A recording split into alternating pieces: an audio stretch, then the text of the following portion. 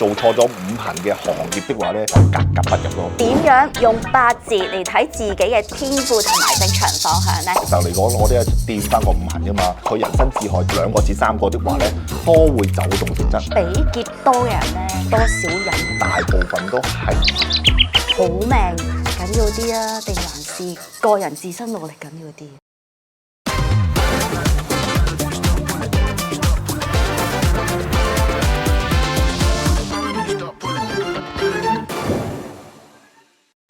成日覺得自己係咪入錯行，份工唔啱自己呢？明明我都好努力㗎啦，但係又升唔到職，又加唔到人工，又冇突破喎。呢個 idea 究竟要搏盡定係等下呢？又有人話八字睇到天賦同埋職場方向，但係點樣睇先？上網睇免費八字又話我缺水缺火，係咪真係信得過㗎？今日我哋就請嚟趙振雄師傅，同佢用最實戰、最科學嘅角度拆解八字命盤，揾出你真正啱你嘅人生跑道。大家可以打開你哋嘅八字命盤，一齊跟住師傅睇㗎。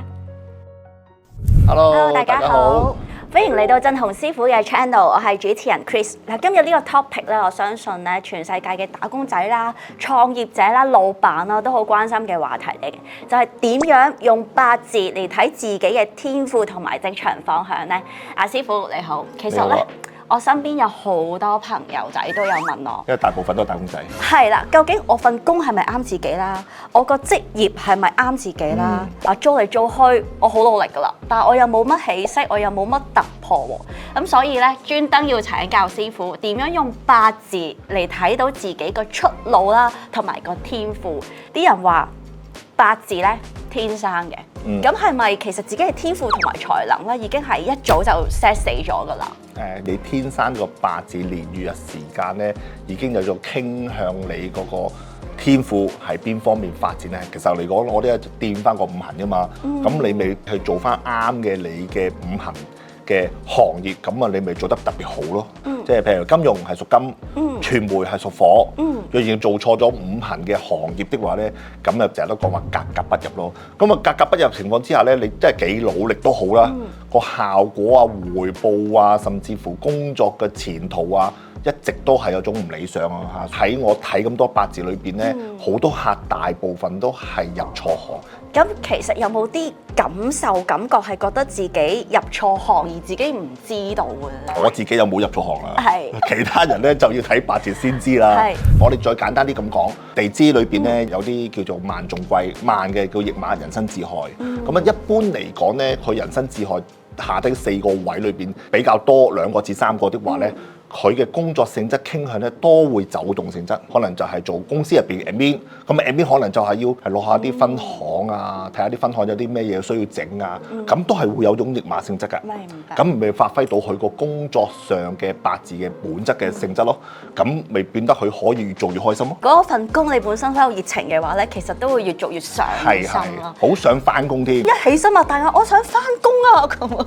但係我相信有啲人唔係做啱自己嘅行業的話咧，你叫佢翻工咧有種好似想死嗰種感覺，好似拖刑場咁，係啊，咁咪變咗你嘅前途同埋前途都唔會發展得好咯。明白。咁師傅其實可唔可以有啲玄機係知道自己係創業型啊、藝術型啊，或者係技術型啊，或者係運動員格啊，有冇啲咁睇到？嗱，一般嚟講咧，都係睇翻嗰個月支。因為我個八字裏邊咧，月支嘅佔嘅比重咧特別多嘅，即係我哋嘅月支代表咗我哋嘅十神格。克我嘅五行即係七殺啊、正官啊嘅格咧，大多數都係一種開創型嘅性質㗎啦，即係會係一啲領導啊，或者甚至乎咧係對外型嘅工作添。如果你好似頭先講嘅創作型啊、講嘢嗰啲咧，大多數都係一啲雙官格同埋食神格。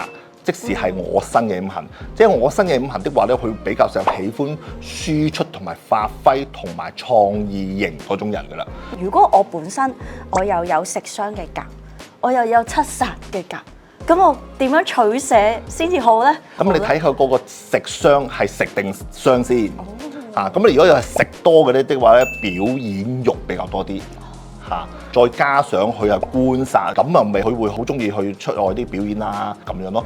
若然你話食神格，但係冇乜觀察喺側邊嘅，咁可能係對住個鏡頭啊，喺屋企開行冷氣啊，做 live 啊嗰啲咯。明白。咁師傅啊，譬如我都想轉行嘅，譬如定係真係啊？譬如啦，先。譬如啦，係啦，譬如我都想轉行嘅。你攞個八字俾我睇下。有係啦，有機會咧就係可能揀咗一啲同八字完全唔夾、唔拉楞嘅工作。咁其實我咁樣行落去會點樣？嗱，首先咧，而家大前提之下，我唔知你個八字先啦。若然你係做錯咗個行業嘅五行的話咧，你係只係有份工作嘅啫。再加埋你個大運，咁啊而家你都叫做廿零歲啦。假設啫，冇咁開心住。咁喺個廿零歲嗰個運裏邊係對出嚟對你個幫助，同埋你應該發展嘅性質個傾向去到邊咯？譬如你係應該喺傳媒度發展啦，定係喺傳媒度自己做生意咯？哦，都有咁樣細分嘅。有，再細啲都得。師傅，咁你睇過咁多命盤啊？假如真係嗰個人，我唔理㗎啦，我唔理咩八字乜嘢，逆天而行嘅，係都逆天而行。係啊，有啲人好硬頸㗎嘛。因為本身佢係做差人嘅，係都要掃地㗎嘛。嗱，我舉個例。而家做咗醫生。係啦，可能而家做咗醫生，咁但係我而家我唔理啦，我要轉行，我要去做演員，咁會唔會其實有一啲方法可以幫到佢啊，補救到佢啊，令到佢喺演員呢一個行業可以發光發熱？有啲難，有啲難，因為事關要喺演員呢個行業裏面發光發熱咧，有啲難度。係啊，係有啲難嘅。本身個命盤都有演員嘅質地先啦，即係表現肉。頭先我未講過食傷嘅。咁若然我當佢有啦，咁但係有冇桃花腳先？點卯有啦。咁做演員嘅嘢就唔係單單你做拍戲噶嘛，你會識唔識同人傾下啲嘢啊？人際關係好冇啊？咁你都桃花腳，人際關係好的話，你先至多啲機會噶嘛。再加上個運去配合的話咧，再喺風水上同埋喺啲流年上出現嘅貴人把握得到的話咧，咁就會可以喺嗰一年裏邊咧發光發亮。大多數啲客揾我去睇嘅時候咧，我都會提埋個客喺嗰一年邊個月嗰個貴人就會出現㗎啦。佢係男定女，佢係咩性質，佢會同你傾啲乜，佢會講啲咩説話，我會提埋佢。明白。嗱，師傅，咁你講起年同埋運，即係流年同大運啦。咁有人講咯喎，大運咧每10年一個大運啦，就好似換咗一個人咁樣嘅。咁其實係我點樣理解咧？換咗啲乜嘢咧？大多數換咗性格。換咗個性格，個性格個心態上會變即係佢本身個命盤係好火嘅，個大運都係行緊啲火嘅大運，咁啊嗰10年裏邊個人性格暴躁啦，人際關係唔好啦，同人相處唔到啦，咁我話行多下一個10年或者再隔多個10年，我唔係行火啦，行翻啲水啊，行翻啲土啊，咁令到佢個人平和咗，心態上都善良咗，咁都會嘅。咁啊，到行業上真係有啲會係命盤行到大運，令到佢真係由一行轉咗另一行咁嘅，完全係脫離晒以前個行業都有，好似我咁咯。係，我知道師傅以前做金融嘅，而家做咗術數大師啊，脫離咗金利嘅。係啦，咁我又想知，譬如講開頭先轉行啊、轉工啦，都覺得自己 feel 到啊。我都係麻麻地喎，但係我又見到一份好心儀嘅工作，咁我究竟係去啦，搏盡啦，定還是揾我睇？揾我睇。OK，我師傅睇。我啲客全部都係揾我睇，師傅有幾個 offer，揀邊個 offer 好？哦，咁噶嘛？你得一個 offer 就唔使揾我啦。係做咗先，咁譬如有2、3個 offer，咁啊通常啲客咧都會問我睇邊個好啊，邊間公司啊，咁我都會問清楚佢間公司咩名，係做啲咩性質。咁有時有啲公司可能同佢本身做個工作性質會有啲唔同嘅，咁我話可能係你轉行嘅機會咯喎，咁咪轉咯。嗱，譬如今年2026年啦，我知火好旺啦，有冇話邊啲人係特別之旺咧？今年又喺呢個五行嘅用神係火的話咧，而佢係做啱呢個火嘅行業，咁佢會運氣同埋比起其他人咧係特別好啲。好多人嘅問題在於我係揾啱自己個命格嘅行業去做而揾到錢啦，定係揾啱自己中意做嘅行業？有時係唔同嘅。你個命格你係啱係做咩行業，而做個行業你都開心嘅，咁就 very good 啦，係咪先？但係如果你個命格係做嗰個行業，你先至發揮得到而揾到錢，但係唔係你嘅興趣的話，咁好多呢啲人噶嘛。明白。譬如有啲係做醫生嘅，有啲係做律師嘅，可能佢就為咗揾食嘅啫，但係佢可能好中意唱歌喎，咁啊點算啊？佢唱歌咯，業餘。業餘參咯加中年好聲音。係啊，咪業餘去做咯。咁你唔使放棄你本身你要揾食養家個行業啊，係咪先？咁你都要養家，你都要生活噶嘛，係咪先？你唔食啊，你個細都食啊，你唔細個唔食啊，你隻狗都要食啊，係咪先？咁啊，你咪喺業餘之中，你咪發展你嘅副業嘅興趣咯，得㗎，係咪先？所以夢想同埋正職咧，其實都可以並存。可以。師傅，咁我有好多問題想知。嗱，講起打工仔啦，譬如佢真係做得好唔開心，打工有邊個開心㗎？唔係㗎，頭先有啲哇特別開心，我翻工啦咁樣。嗱，不過有1%啦，係啦，有啲人咧喺公司裏邊咧就成日都同上司不和嘅，包拗頸、頂撞嘅。你唔好話我同個上司唔夾，又或者同啲同事唔夾，有時即係唔好成日都覺得有人哋有問題先啦，睇下你自己嘅問題先啦。咁永遠大部分人都係覺得自己冇問題㗎。咁但係攞個命盤俾我睇嘅時候，我咪話：喂，你收下你把火啦。咁啊，所以變咗要知道自己個命盤係咪有問題先。咁如果有問題的話，咁咪收斂下你自己，將你啲説話唔好有骨，圓滑啲。咁啊，人際關係、人嘅相處裏邊咧，就和諧好多咯。咁如果譬如發現自己咧，經常性咧，好似懷才不遇咁樣。上司都係好似你咁啊，撳住唔俾你上，唔俾你大把啦。我冇話我啊，師傅喺社會上打工係大把上司唔想俾下屬上㗎啦。其實你上咗我上坐邊啊？其實命盤裡面有冇得睇到嗱？梗有啦。早啲睇到，咁我咪早啲跳槽啊！早啲嚼低佢得唔得啊？人哋上司好難嚼低佢啊！我以前有個客女仔嚟嘅，佢就話讀完大學一定要揾地產工，咁啊佢唔係去地產公司見工，佢去半山嗰度等個老闆架車出嚟，一車出嚟就同個老闆我想去你公司跟你做嘢，你去見工咪得咯？唔係，我想跟你做嘢。如是者去咗跟咗一啲豪宅嘅經理做嘢啦，咁啊做得1年，咁啊 annual dinner 傾偈啦，咁啊你哋下一年你哋有咩心願啊？問個女仔，我心願就係下年坐你個位。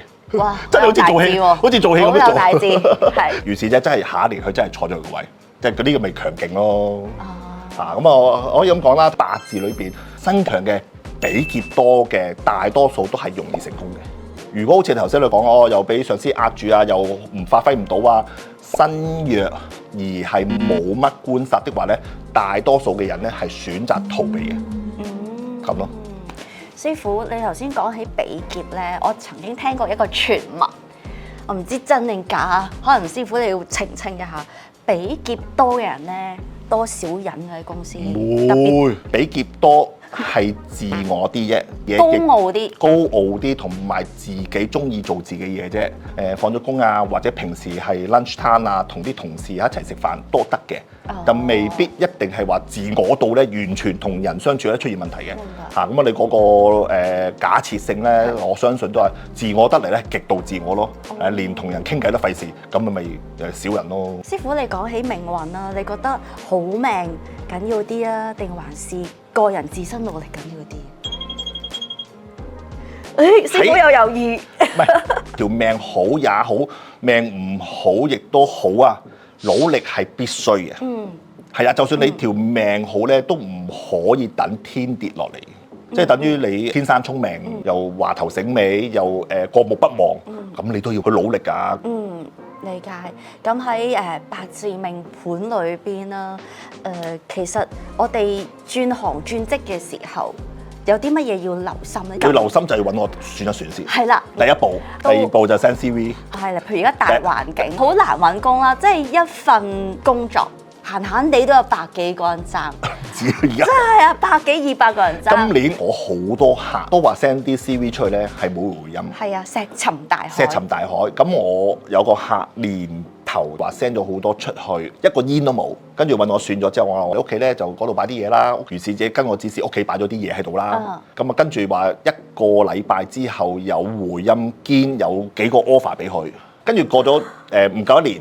佢老公亦都係遇上公司裁員嘅問題，咁亦都係揾我睇啦。咁啊又係呢啲轉工有咩可以風水擺設啊幫到佢啊。咁如是者又屋企咁左擺右擺咁啊，加翻啲風水陣咁啊，令到佢揾工容易啲咯。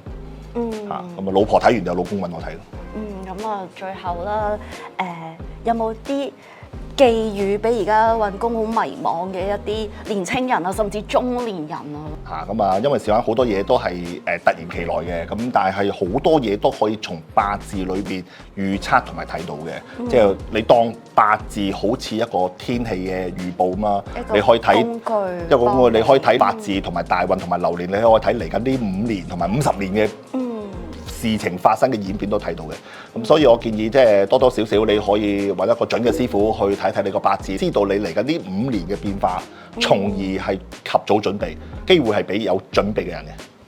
咁如果各位觀眾你有咩問題或者有故事想分享嘅話咧，可以喺留言嗰度寫低啦。咁如果你想更加精準咧揾振鴻師傅睇命盤嘅話咧，可以添加翻我哋嘅 WhatsApp 咧揾振鴻師傅嘅助手都得嘅。